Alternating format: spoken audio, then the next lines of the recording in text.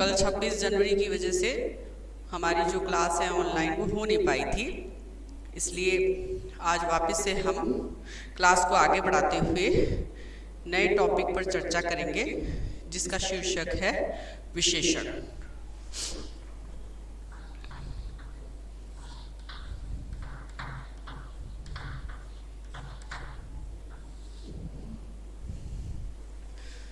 कल देखिए राष्ट्रीय पर्व था हमारा गणतंत्र दिवस 26 जनवरी, और उसके उपलक्ष्य में हम आप लोगों को अपनी शुभकामनाएं नहीं दे सके, तो पीपीजीएन एकेडमी की तरफ से आप सभी को राष्ट्रीय पर्व गणतंत्र दिवस की तरफ से बधाइयाँ, शुभकामनाएं।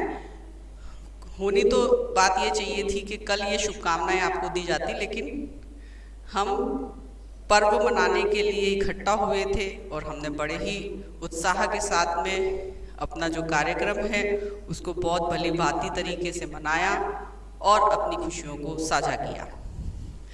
आज हमारा टॉपिक है विशेषण। विशेषण किसे कहते हैं? देखिए, अब तक हमने संज्ञा पढ़ी, सर्वनाम पढ़ा, इसी के आगे का जो मतलब इसी को आगे बढ़ाते हुए ये टॉपिक है कि संज्ञा और सर्वनाम, अगर आपको समझ में आ गया, संज्ञा और सर्वनाम की विशेषता बताने वाले शब्दों को कहते हैं विशेषण। ठीक है, विशेषण का क्या परिभाषा हो गई? संज्ञा और सर्वनाम शब्दों की विशेषता बताने वाले शब्दों को जो है सर्वनाम विशेषण कहते हैं।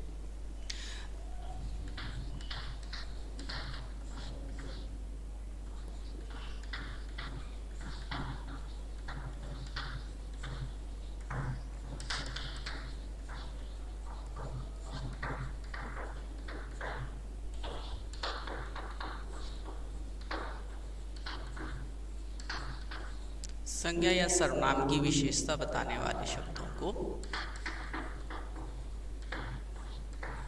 विशेषण कहते हैं।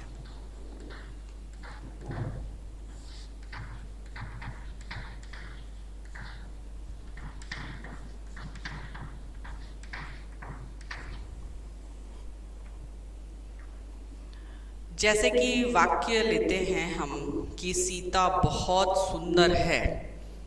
ठीक है, सीता बहुत सुंदर है, तो संज्ञा तो इसमें हो गई सीता, और बहुत सुंदर है यानी सीता की विशेषता कौन सा शब्द बता रहा है? वह शब्द है सुंदर। तो विशेषता बता दिया, गुण बता दिया, तो यहाँ पर विशेषण क्या हो गया? सुंदर। तो उदाहरण लिख लीजिए आप, जैसे उदाहरण सीता बहुत सुंदर है।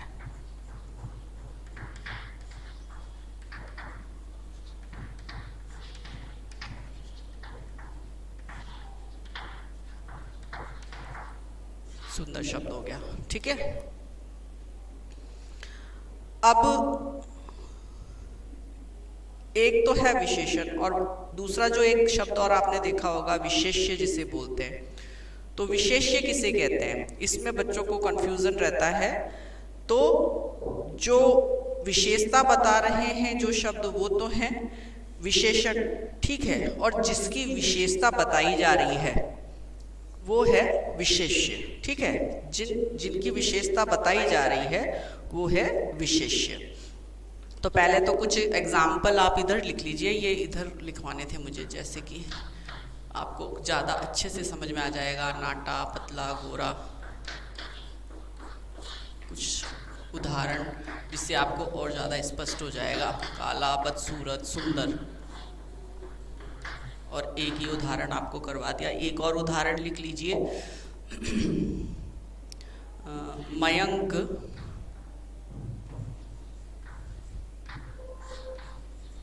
बड़ा चतुर है। ठीक है, मयंक बड़ा चतुर है। तो देखिए, ये जो चतुर शब्द है ना, ये चतुर शब्द है विशेषण। ठीक है, और विशेषता, ये विशेषता किसकी बता रहा है? मयंक की बता रहा है। ठीक है ना, मयंक की विशेषता यहाँ पर बता रहा है, तो चतुर शब्द है विशेषण। उसके बाद में और एग्जाम्पल आप लोग लिख लीजिए, एक हो गया, दो हो गया।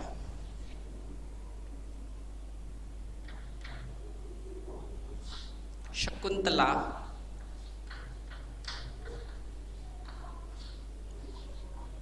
बड़ी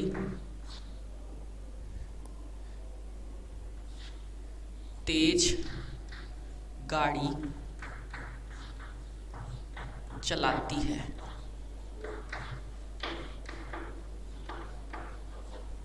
तो देखिए ये जो तेज शब्द है, ठीक है, गाड़ी चलाती है, कैसी चलाती है, अगर इसकी जगह धीमा भी होता तब भी वो विशेषण होता, तेज है तब भी वह विशेषण है, क्योंकि ये विशेषता बताने का काम कर रहा है ये शब्द, किसकी, संज्ञा की, ठीक है ना। संज्ञा कौन है, शकुंतला है, ठीक है ना, व्यक्ति का नाम। शकुंतला बड़ी ही तेज गाड़ी चलाती है। इसी तरीके से और देखिए और क्या हम बता सकते हैं। शशांक धीमी आवाज में गाना गाता है या गाता है, ठीक है, दोनों में बात स्पष्ट हो रही है, गाता है तो गाना ही गा रहा है, गाना गाता है, लेकिन चलो हम लिख लेते हैं गाना, बड़े धीमी आवाज में गाना गाता है शशांक, है ना, कह रहे कि शशांक बड़ी धीमी या धीमी आवाज में गाना गाता है। तो ये जो धीमा शब्द है, धीमी है ना, धीमी आवाज, तो धीमी यहाँ पे इसलिए क्योंकि ये स्त्रीलिंग हो गया आवाज, तो इसलिए धीमी, तो धीमी आवाज में गाना गाता है। तो धीमी शब्द क्या है, धीमी शब्द है विशेषण। इसी तरीके से और भी अगर आप एग्जाम्पल लिखना चाहें तो नीला आकाश, ठीक है, नीला आकाश, हम पूरा वाक्य नहीं लिख रहे, केवल ये लिख देते हैं नीला आकाश।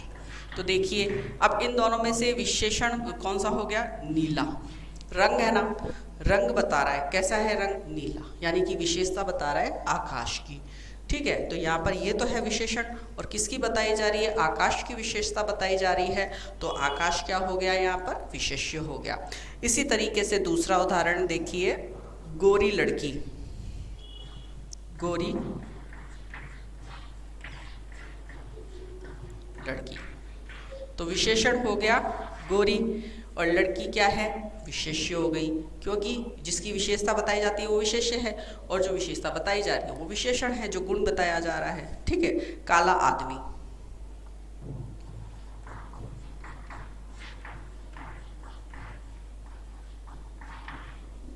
तो काला तो हो गया विशेषण, और किसकी विशेषता बताई जा रही है, आदमी की विशेषता बताई जा रही है, तो विशेष्य क्या हो गया, आदमी। तो आप इसमें ऐसे लिख सकते हैं, जैसे शशांक है वो विशेष्य हो गया, शकुंतला विशेष्य हो गया, मयंक जो है विशेष्य हो गया, सीता विशेष्य हो गई, आकाश विशेष्य है, लड़की विशेष्य है, आदमी विशेष्य है, ठीक है। और बाकी की ये जो शब्द हैं जो मैंने अंडरलाइन किए हैं, देखिए ये सब है विशेषण, ठीक है। अब ये बात तो आपको बहुत अच्छे से समझ में आ गई होगी कि विशेष्य और विशेषण किसे कहते हैं। उसके बाद में आगे चलते हैं हम।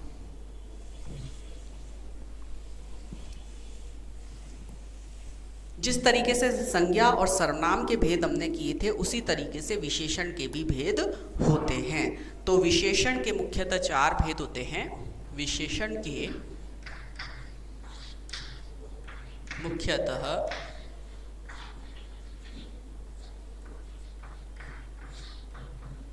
4 भेद हैं। कितने हैं? 4। पहला भेद का नाम है गुणवाचक विशेषण। क्या है? गुणवाचक विशेषण।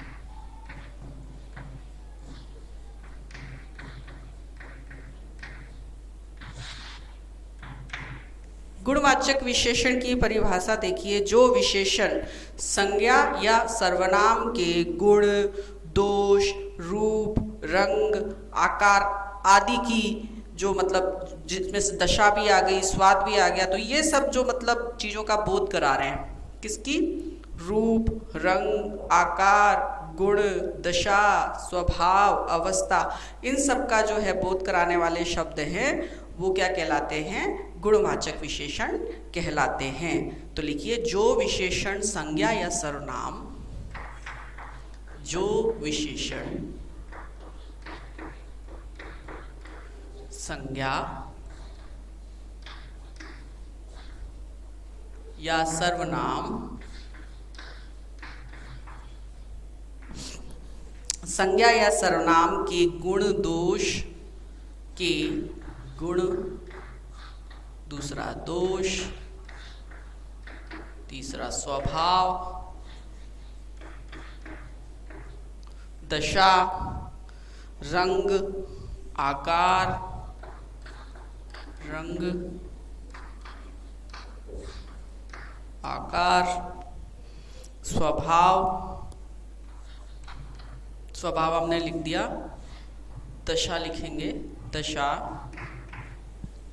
आकार और स्वाद, आकार लिख दिया हमने, स्वाद आदि का बोध कराते हैं, स्वाद आदि का बोध कराते हैं,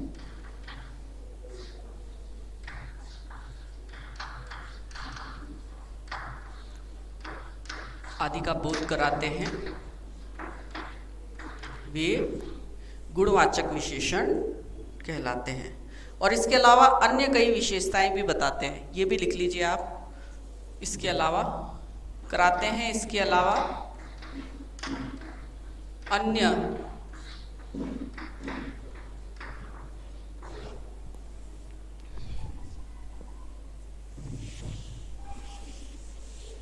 इसके अलावा अन्य विशेषताएं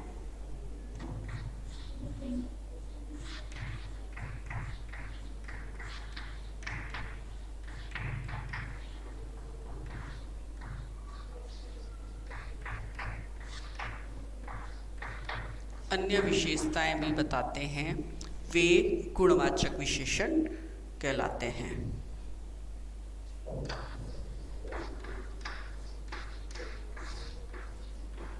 वे गुणवाचक विशेषण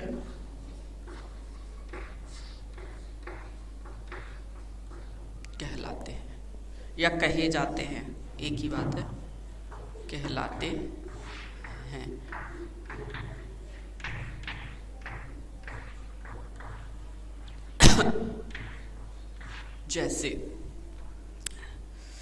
जैसे अब इसमें हम एक बार मतलब जैसे पॉइंट में मैंने आपको संज्ञा में लिखवाया था, पॉइंट में लिखवा दी थी व्यक्तिवाचक और जातिवाचक की, उसी तरीके से गुणवाचक विशेषण की भी मैं पॉइंट में लिखवा देती हूँ, तो उससे और भी आसानी हो जाएगी और आपके बिल्कुल भी कोई भी डाउट नहीं रहेगा। तो जैसे गुण है, पहला पॉइंट गुण बताता है किसी भी संज्ञा या सर्वनाम का, तो गुण के अंदर देखिए क्या क्या आ जाएगा, अच्छा, बुरा, अच्छा, बुरा, सभ्य, शिष्ट, शिष्ट, उसके बाद में है नम्र, दानी, सुशील, नम्र, दानी, सुशील, कर्मठ आदि। बहुत से शब्द होते हैं, सारे शब्द नहीं लिखे जा सकते, तो हम कुछ शब्दों को लिख लेते हैं, जिससे ये गुण वाले एक टॉपिक इस गुण के अंदर जो है, बिंदु के अंदर जो है स्पष्ट हो जाएगा कि कौन कौन से शब्द आएंगे। दूसरा है गुण के बाद में दोष, ये तो गुण हो गए। अब दोष में देखिए कैसे शब्द आते हैं। दोष में वही है जो विपरीत हो जाएंगे, बिल्कुल है ना, इनके विपरीत हो जाएंगे। सॉरी, ये मैंने आपको हाँ वही है, अशिष्ट, बुरा, ये बुरा इसमें आना चाहिए, वैसे इसमें लिखवा दिया, इसको एक बार हटा दो आप, है ना, बुरा इधर आ जाएगा, अच्छा, बुरा, असभ्य, अशिष्ट, अशिष्ट हमने यहाँ पे लिख दिया है, नम्र का कठोर हो जाएगा, है ना, दानी का कंजूस हो जाएगा, विपरीत चली जाएंगी सारी बातें। सुशील का कैसा हो जाएगा, असुशील हो जाएगा, ठीक है। कर्मठ का आलसी हो जाएगा या कामचोर हो जाएगा, आलसी, कामचोर आदि।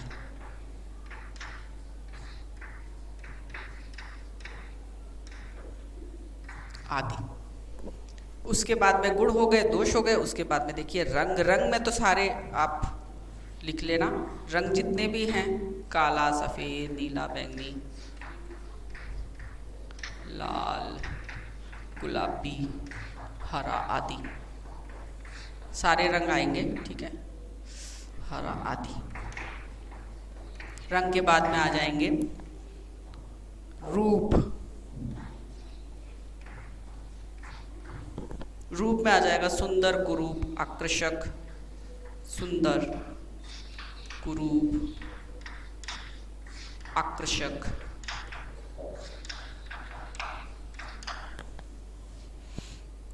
दर्शनीय आदि।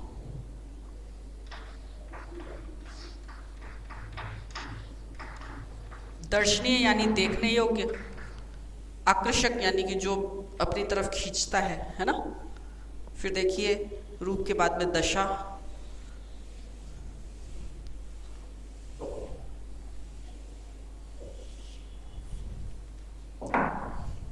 पांचवा पॉइंट हो गया दशा। अब दशा में देखिए क्या क्या आ जाएगा। दशा के अंदर आ जाएगा रोगी, स्वस्थ, मोटा, रोगी, स्वस्थ, मोटा, सॉरी, पतला, बीमार, पतला, बीमार, सुखी, दुखी,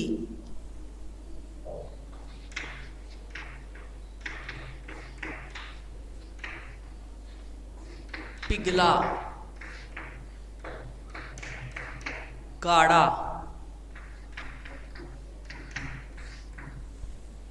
और गीला, सूखा आदि। ये क्या दिखा रहे हैं? ये शब्द कौन से जो दशा का बोध करा रहे हैं ना, संज्ञा और सर्वनाम की दशा के बारे में बताने का काम कर रहे हैं। उसके बाद में देखिए नेक्स्ट आ जाएगा आकार। आकार, आकार के अंदर गोल, चपटा, सुडौल, वो शब्द गोल, चपटा, सुडौल। सुडौल के बाद में आ जाएगा अंडाकार, त्रिभुजाकार, चौकोर। ये शब्द जो है आकार को दर्शा रहे हैं, बता रहे हैं, त्रिभुजाकार आदि। ठीक है।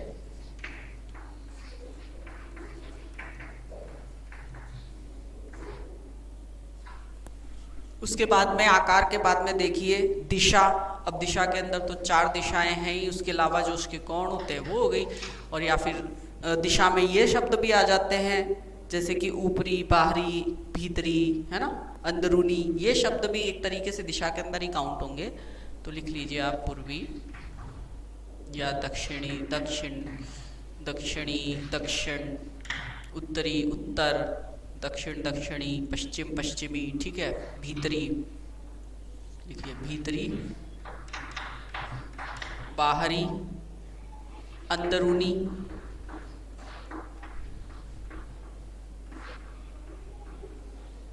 ठीक है। अंदरूनी के बाद में देखिए भीतरी हो गया, बाहरी हो गया, ऊपरी, निचली, है ना। ये शब्द किस में आ जाएंगे? ये शब्द किसका बोध करा रहे हैं? एक तरीके से दशा का ही बोध, दिशा का बोध करा रहे हैं। तो ये सब इसमें आ जाएंगे। उसके बाद में देखिए दिशा के बाद में है देश। देश में तो देशों के नाम हैं, कोई भी देश का नाम हो वो आ ही जाएगा। भारत, पाकिस्तान, नेपाल, अमेरिका, चीन, जापान। देश का नाम, छोटे देश, बड़े देश, जितने भी देश हैं सबके नाम आ जाएंगे। आप ये समझ लीजिए। ठीक है। जापान आदि सबके नाम लिख के करेंगे क्या? समझ में आनी चाहिए बात। लिखने को तो बहुत कुछ है, लिखते रहो, लेकिन बात समझने की है।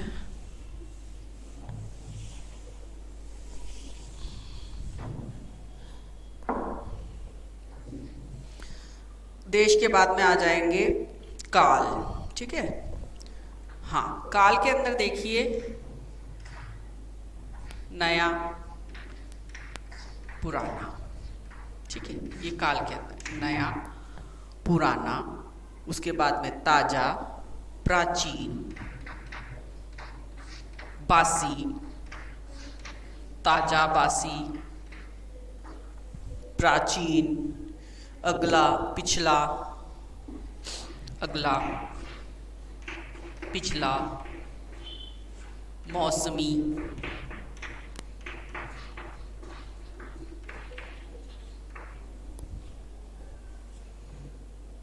आगामी आदि।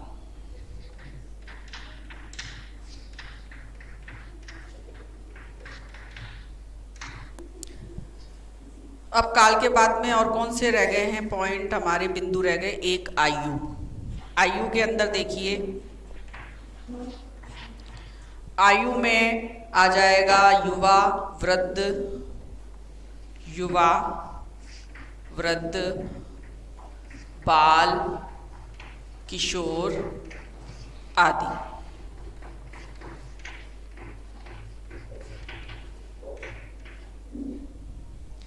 देखिए बच्चों, बात यह है कि हम जो भी टॉपिक हम कर रहे हैं, जो भी आपको समझाया जा रहा है क्लास को, या मैं यहाँ पे लिख रही हूँ, तो जब तक आप इन बातों को दोहराएंगे नहीं, जब तक आप बार बार इनको पढ़ेंगे नहीं, तब तक ये बिल्कुल भी आपके समझ में नहीं आने वाली है। क्योंकि कई बार क्या होता है, कई पॉइंट्स, कई बिंदु ऐसे होते हैं जो सभी टॉपिक के अंदर हमें मिलते हुए दिखाई देंगे और कन्फ्यूज़न वहाँ पे क्रिएट हो जाता है। वहाँ पे हम ज़्यादा मतलब ऐसी स्थिति में होते हैं, असमंजस की स्थिति होती है, जब आप समझ नहीं पाते कि भाई ये इसमें भी है और ये इसमें भी है। तो जब तक आप इनको दोहराएंगे नहीं बार बार, तब तक ये क्लियर नहीं होंगे। तो एक बार क्लास में पढ़ने के बाद में आप अपनी तरफ से कोशिश कीजिए कि इनको दोहराएं बार बार। जैसे संज्ञा पढ़ ली हमने, जिस दिन पढ़ी थी क्लास में, उसके बाद में आप अपनी तरफ से उसको दोहराइए। दूसरा टॉपिक हमने सर्वनाम का किया, सर्वनाम का कर लिया, फिर एक बार पहले संज्ञा को कीजिए, फिर सर्वनाम को कीजिए। आज जैसे विशेषण हम कर रहे हैं, तो आज विशेषण आप पढ़ेंगे, फिर वापस से संज्ञा को भी पढ़ लीजिए, सर्वनाम को भी पढ़ लीजिए और फिर विशेषण को पढ़ लीजिए। तो एक जो ये क्रम है कि शुरू से पढ़ना है, तो ये चीज़ें ये बेसिक है। ये व्याकरण की मतलब जिसको कहते हैं ना जड़, जड़ को आप अगर पानी जड़ में दे रहे हैं तो वो पेड़ जो है, पौधा जो है, वो कैसा होगा, वो विकसित होता चला जाएगा, अच्छा रहेगा, है ना। उसको सही प्रकाश, सही जल मिलेगा टाइम से, तो वो कैसा होगा, विकसित होगा, पल्लवित होगा, पुष्पित होगा। उसी तरीके से ज्ञान है, ज्ञान को अगर आप बांटते भी हो, अगर किसी को समझाओगे ये टॉपिक, तो वो आपके ज़्यादा क्लियर हो जाएंगे। और अगर नहीं समझाने की तो खैर चलो, अब छोटे बच्चे रह गए आप, लेकिन ये है कि आप इनको पढ़िए बार बार, बार बार दोहराइए। दोहराने से क्या होता है कि वो हमें बिल्कुल एकदम हमारे दिमाग में फिट हो जाती है कि हाँ भाई अब ये संज्ञा है और संज्ञा के इतने भेद है, और ये वाक्य और ये प्रश्न किया जा रहा है और इसमें हमें ये बताना है। तो वो पहचान आपको करनी आ जाएगी, समझे आप पहचान वहाँ से आप पकड़ लोगे क्वेश्चन को, तो आंसर अपने आप निकाल लोगे, फिर कोई दिक्कत नहीं आएगी। ठीक है, तो आप जो भी ये तीसरा टॉपिक है हमारा, तो ये नहीं कि पिछले जो दो पढ़े हैं हमने आप उनको भूल जाए, बिल्कुल नहीं, उनको भी पढ़िए साथ में और फिर ये करिए। ठीक है ना। तो आयु हो गई, आयु के बाद में देखिए स्पर्श।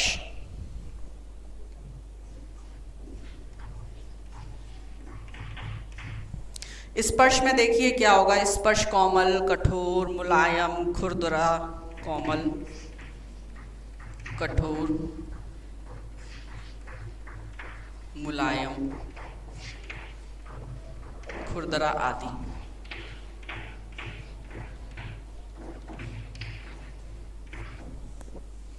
स्पर्श के बाद में हो जाएगा स्वभाव। स्वभाव के अंदर जैसे दयालु स्वभाव का, क्रोधी स्वभाव का, है ना, क्रोधी, सरल स्वभाव का, सरल, और हितैषी, दूसरों का हित चाहने वाला ना, परोपकारी और उपकारी, एक ही बात है, उपकारी आदि।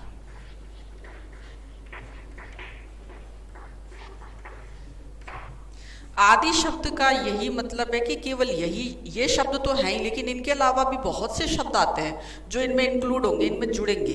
ठीक है ना, तो आदि इसलिए लगा रही हूं मैं।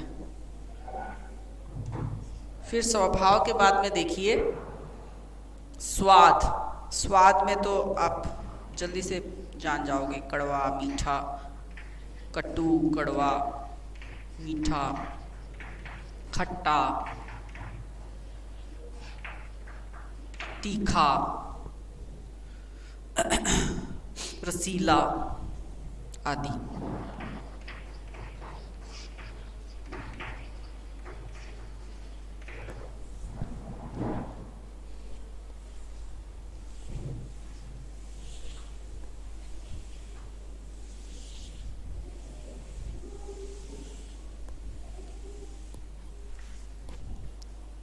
स्वाद के बाद में गंध,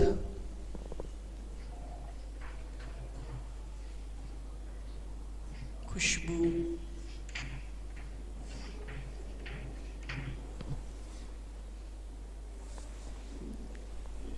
सुगंधित, दुर्गंधित,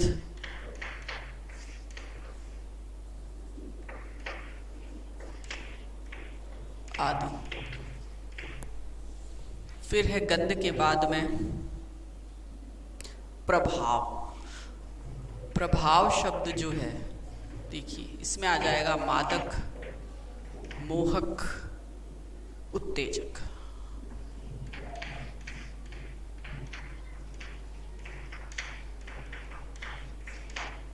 आदि। तो देखा बच्चों आपने कितने पॉइंट हो गए, 15 पॉइंट हो गए। ठीक है, अब ये 15 पॉइंट आप लोग पॉइंट जो बिंदु हैं अगर वो आपके दिमाग में फिट हैं तो आप बिल्कुल आसानी से पहचान जाओगे किस विशेषण का कौन सा भेद है। विशेषण का गुणवाचक भेद है ये। ठीक है, अब देखिए इसके उदाहरण देख लेते हैं। इसमें भी एक तो यही लिख लेते हैं, गीता सुंदर स्त्री है।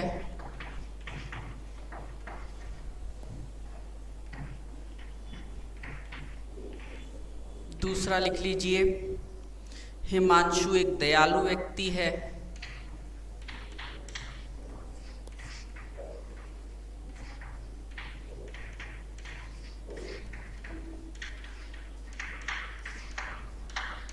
अब देखिए गीता सुंदर स्त्री है तो कौन सा शब्द है जो गुणवाचक विशेषता बता रहा है, ये है सुंदर। हिमांशु एक दयालु व्यक्ति है, कौन सा शब्द है, दयालु। अगला लिखिए, बच्चे देश का भविष्य हैं। बच्चे देश का भविष्य है। अब बताइए इसमें कौन सा शब्द है जो कि गुणवाचक विशेषता में आएगा, ये है भविष्य। क्योंकि हमने इसमें क्या किया है, हमने काल भी, एक बिंदु काल का भी था ना, तो काल के अंदर यही आ गया ना। ठीक है, फिर देखिए महिलाएं कोमल शरीर की होती हैं या कोमल मन की होती हैं। ठीक है,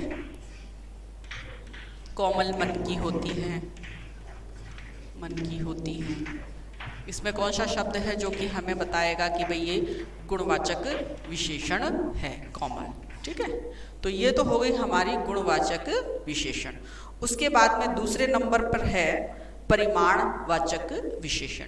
देखिए परिमाण शब्द पहले भी आ चुका है, तो परिमाण का तो अर्थ तो आपको पता चल गया होगा कि नापतोल से संबंधित, मापने वाली चीज़ें है ना, वो शब्द जो कि बताते हैं किसी का नाप तोल, ठीक है, उसका हमें बताते हैं, तो वो शब्द है परिमाणवाचक विशेषण। परिभाषा क्या हो जाएगी इसकी? इसकी परिभाषा हो जाएगी कि जो विशेषण संज्ञा और सर्वनाम के नापतोल और परिमाण का बोध कराते हैं वे परिमाणवाचक विशेषण कहे जाते हैं। जैसे अब इसमें है ना, दो तरीके से बांट दिया है, एक तो निश्चित परिमाणवाचक विशेषण और एक है अनिश्चित। ठीक है ना, एक तो जिसका फिक्स है, मतलब पर्टिकुलर एक शब्द होगा जिससे उसका माप पता चल जाएगा या ये पता चल जाएगा कि वो कितने किलो की है या कितने लीटर है, कितने मीटर है। ठीक है, बिल्कुल फिक्स। और एक अनिश्चित, जहाँ पर निश्चित नहीं है कि वो कितना है, तो ऐसे शब्द जो कि बिल्कुल अनिश्चित की स्थिति है वो आ जाएगा अनिश्चित में, और जिनका फिक्स है एकदम वो आ जाएगा निश्चित में। तो देखिए पहले तो इसकी परिभाषा लिख लेते हैं हम।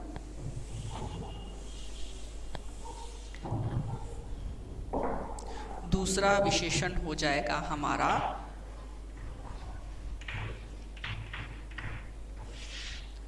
परिमाणवाचक विशेषण। परिमाणवाचक विशेषण परिभाषा लिख लीजिए पहले तो। जो विशेषण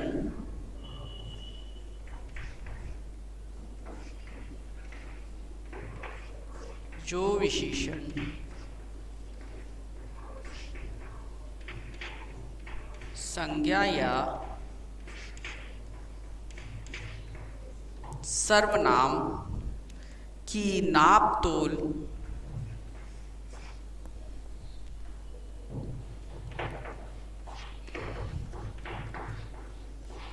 व परिमाण का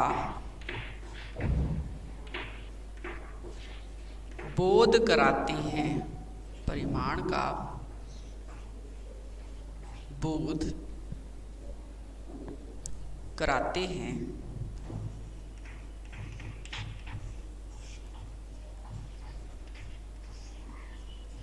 वे परिमाणवाचक विशेषण कहे जाते हैं। वे परिमाणवाचक विशेषण कहे जाते हैं।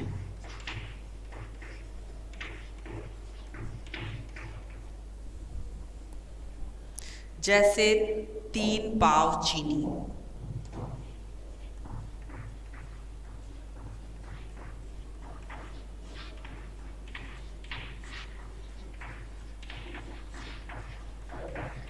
जैसे 4 सेंटीमीटर वर्षा,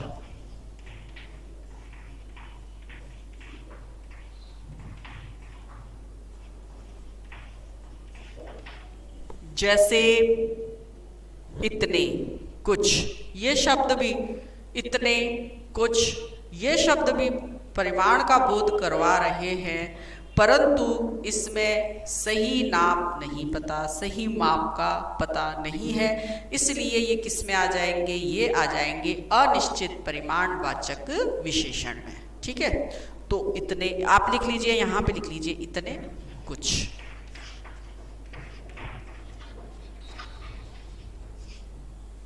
तो ये तो होगी परिमाणवाचक। अब हम करते हैं निश्चित परिमाणवाचक। 2 वर्गों 2 में बांट दिया ना, इसके भी 2 भेद कर दिए परिमाणवाचक के। तो देखिए निश्चित परिमाणवाचक और अनिश्चित परिमाणवाचक। चाहो तो आप ऐसे लिख लो, वो और भी ज़्यादा अच्छा रहेगा। एक तरफ हम निश्चित कर लेंगे, एक तरफ अनिश्चित कर लेंगे, तो अच्छे से समझ में आएगी। अनिश्चित सॉरी निश्चित पहले तो करेंगे निश्चित।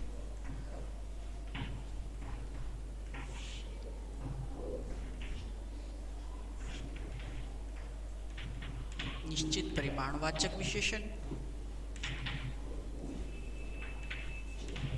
और यहां पे कर लीजिए आप दूसरी अनिश्चित। अनिश्चित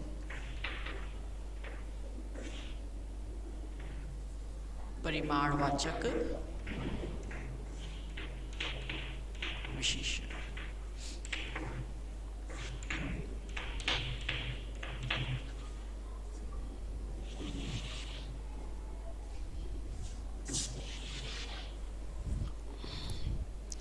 जो विशेषण संज्ञा या सर्वनाम के निश्चित परिमाण का बोध कराते हैं, वे निश्चित परिमाणवाचक विशेषण कहे जाते हैं। जैसे कि 2 लीटर दूध, 2 लीटर बता रहा है दूध की मात्रा कितनी है। 10 तोला सोना, इससे पता चल रहा है कि सोना कितना तोला है। ठीक है, 3 किलो चावल, पता चल रहा है चावल कितना है। पाव भर सौंफ, पता चल रही है सौंफ कितनी है। ठीक है, मात्रा का पता चल रहा है, तो ये कहलाएंगे निश्चित परिमाणवाचक विशेषण। तो जो विशेषण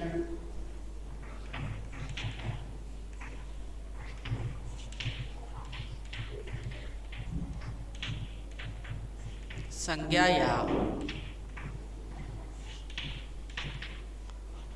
सर्वनाम की निश्चित परिमाण का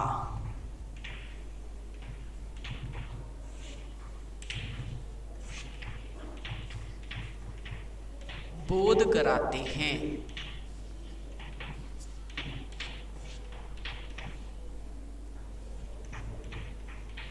वे निश्चित परिमाणवाचक विशेषण कहलाते हैं या कहे जाते हैं। कहे जाते हैं।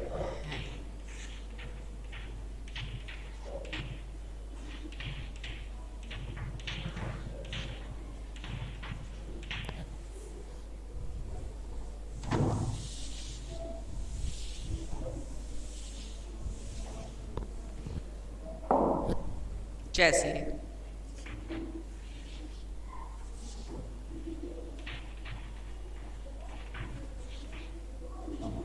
2 लीटर दूध, अंडरलाइन कर लेती हूँ, आपको अच्छे से समझ में आ जाएगा। 2 लीटर दूध के बाद 3 किलो चावल,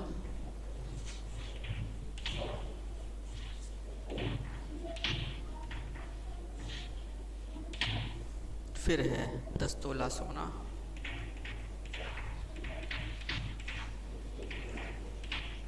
ठीक है। इतने उदाहरण बहुत है। अनिश्चित परिमाणवाचक, अनिश्चित परिमाणवाचक जो विशेषण संज्ञा या सर्वनाम की, जो विशेषण संज्ञा या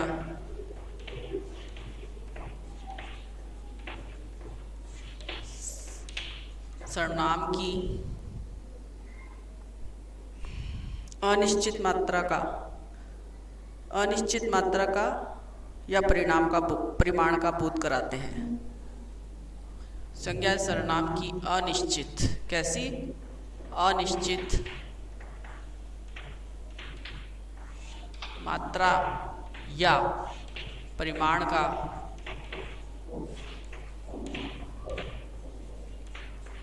बोध कराते हैं।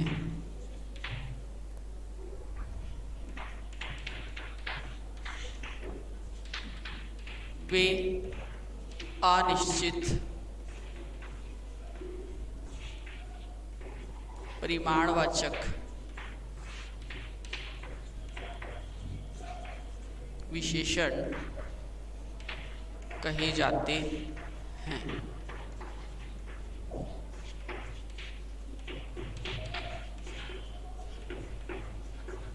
जैसे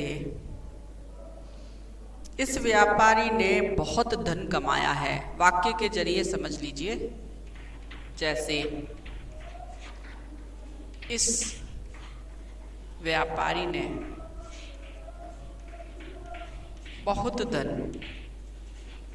कितना, बहुत, कोई माप नहीं है, कोई तोल नहीं है उसका कि कितना किलो है या रुपए कितने उसके पास में, कहीं कोई वो मात्रा नहीं दे रखी है, अनिश्चित बात है। तो इस व्यापारी ने बहुत धन कमाया है। ये बहुत शब्द जो है ना यहाँ पे, ये बता रहा है अनिश्चित मात्रा को। तो ये हो गया अनिश्चित परिमाणवाचक विशेषण। एक दूसरा और वाक्य देखिए, अभी कितना काम बाकी है, अभी कितना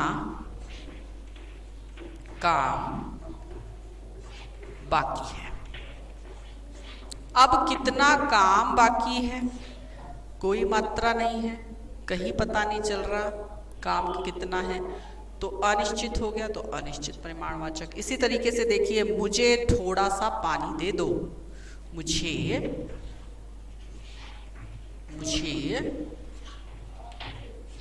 थोड़ा सा, ना तो उसने ये बोला है कि 1 गिलास 2 गिलास, ना उसने ये बोला है कि कितना, 1 बोतल के 1 लोटा, ठीक है ना। केवल ये है कि थोड़ा सा, मुझे थोड़ा सा पानी दे दो।